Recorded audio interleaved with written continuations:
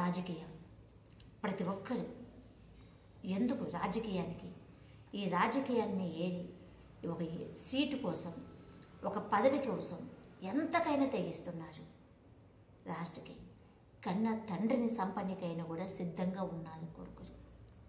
ఇలాంటి రాజకీయాలు నడుస్తున్నాయి. ఇవి అవసరం అంటారా?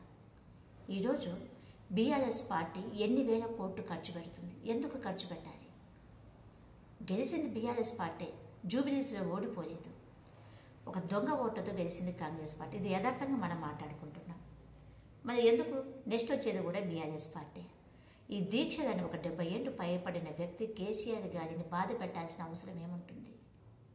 ఎందుకు ఈయన ఇప్పుడు ఇంత ఏజ్ నిరాహార దీక్ష తీసుకోవాలి? నా ప్రాణం పోయినా పర్వాలని ఎందుకు అనాలి? ఏం జరుగుతుంది? నేను మళ్ళీ అడుగుతున్న కేసీఆర్ గారిని, దేవుడు మీకు దీవించినాడు. మీకు సహాయం చేయాలంటే, నిజంగా ప్రజలు కావాలనుకుంటే, ప్రజల్లో నేను ఉండాలనుకుంటే ప్రజలకి రాండి. మాలాంటోళ్ళము ఎంతోమందిని కబ్జాదారులను, దొంగలను యథార్థంగా ముందుకు నడిచి బయట పెట్టిన పాపానికి జైల్లో మమ్మల్ని పెట్టి చిత్రహింసలు పెడుతుంటే ఇవి చూడండి. ఎక్కడ నీతి ఉందో ఆలోచించండి.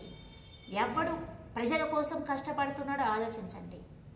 ఇప్పుడు మీరు నిరాహార దీక్ష పెట్టే ఖర్చు ఎన్ని వేల కోట్లు పెడుతున్నారు. ఈరోజు మన తెలంగాణలో ఎంతోమంది తిండికి లేని వాళ్ళు ఉన్నారు. వాళ్ళు ఎందుకు మీకు కనపడలేదు? నేను ప్రతి ఒక్క నాయకుడికి వేసే ప్రశ్న ఇదే.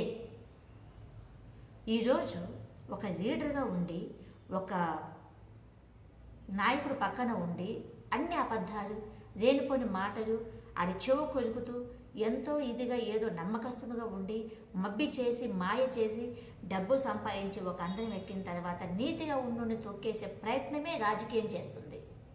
ఇది తప్పు అని ఎప్పటికైనా తెలుసుకోండి.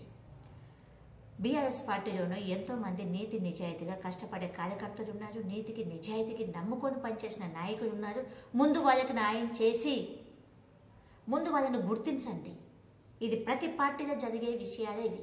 ఒక బీఆర్ఎస్ పార్టీ కాదు, ప్రతి పార్టీలో, కాంగ్రెస్ పార్టీ కావచ్చు, బీజేపీ పార్టీ కావచ్చు, ఇప్పుడున్న పార్టీలు నేను చెప్తున్న 3 పార్టీల విషయం చెప్తున్నా. ఈ 3 పార్టీలకు సంబంధించి ఎంతోమంది కార్యకర్తల కానించి, నాయకుల కానించి నీతి నిజాయితీకి కష్టపడే వ్యక్తులు ఉన్నారు. వాళ్ళని గుర్తించండి. గుర్తించడం లేదు. ఇది ఒక నాయకుల కాడే కాదు, ఒక పోలీసు డిపార్ట్మెంట్లో కూడా జరుగుతుంది. తప్పు. ప్రతి ఒక్క జాబ్ చేసే వ్యక్తుల కాడ జరుగుతుంది. తప్పు. కష్టపడే వ్యక్తులను గుర్తించి తగ్గ ఫలితాన్ని అందించండి. ఈరోజు ప్రజల ముందు మేము స్త్రీశక్తి సంఘంగా మేము ప్రజలను ఒక విషయం అడుగుతున్నాం.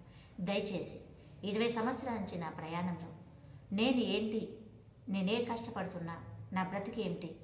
మియాపూర్ బస్బాడికి ఎదురుగా నేను హోటల్ పెట్టున్నా, అది కాదు నా బ్రతుకు. సంగీత ఎంటర్ప్రైజెస్ మీరు గోకులైనా కొట్టండి, జస్ట్ అయినా కొట్టండి, వచ్చేస్తుంది.